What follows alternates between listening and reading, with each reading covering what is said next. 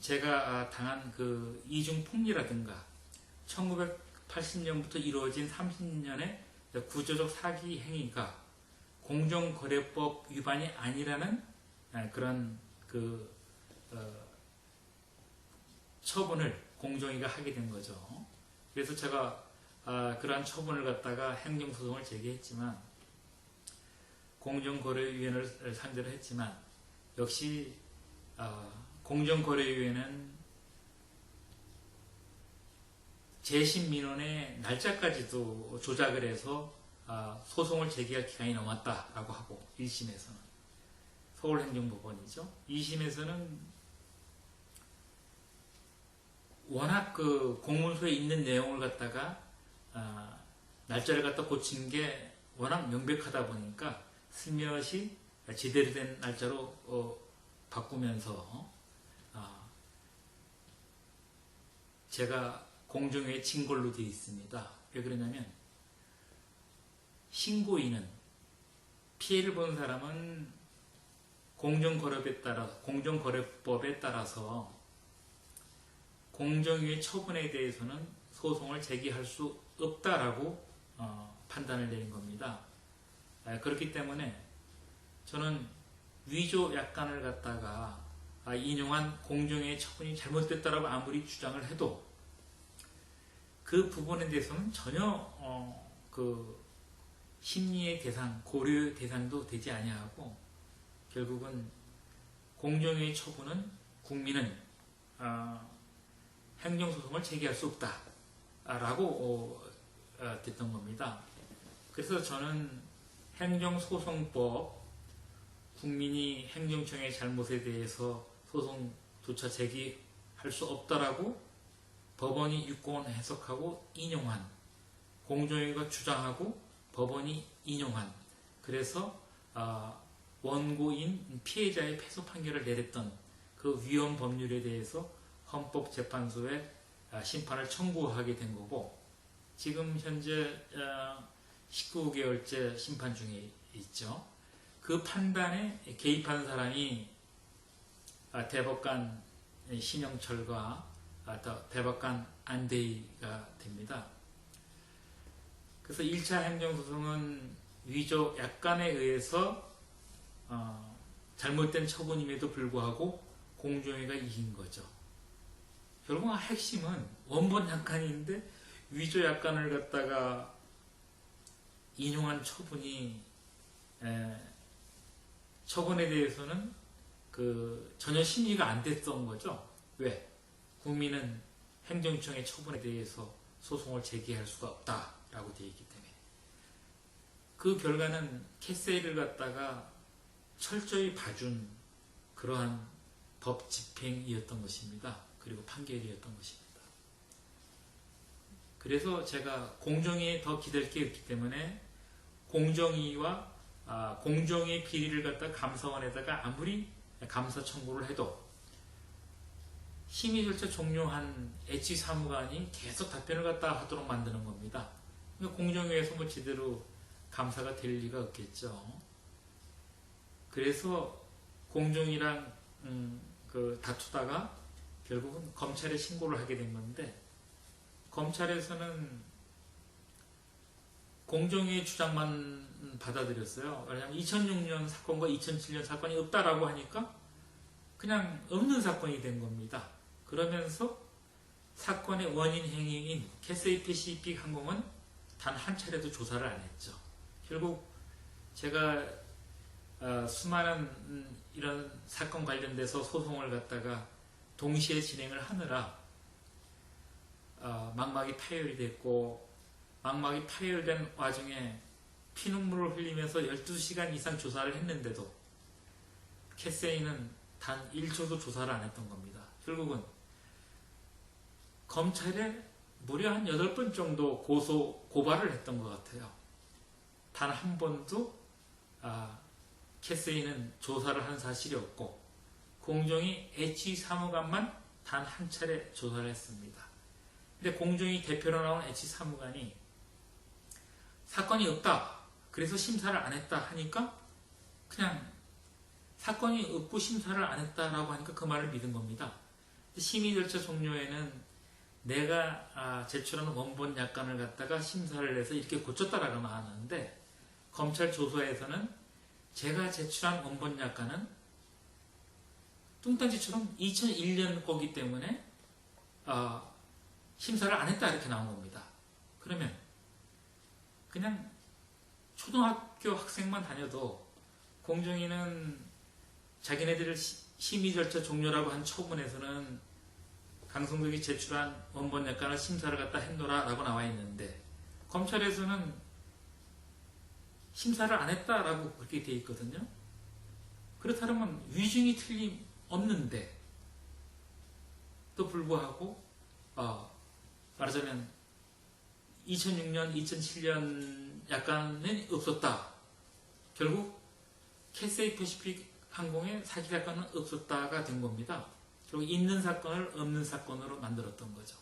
신고인만 조사하고 피의자는 조사 단 한 차례 부르지도 않은 채 그렇게 된 거죠.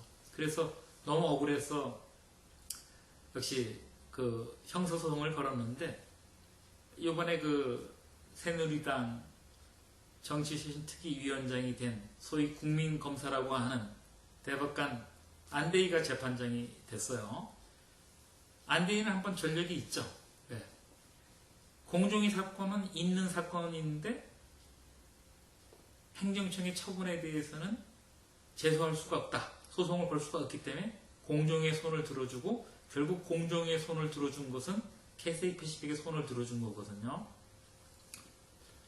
그때 1차 행정소송은, 공정위에 대한 1차 행정소송은 대법관 안대희랑 신영철 등이 관여를 했고, 또 형사소송 1차 행정소송은 있는 사건이라고 한다면 2차 이번 형사소송 사건도 있는 사건임에 분명한데, 이번엔 또 이제 검사가 없는 사건이라고 해서 불기소 처분하니까 그 처분이 맞다, 결국은 없는 사건이 맞다라고 해서 이유에 모순된 그런 판결을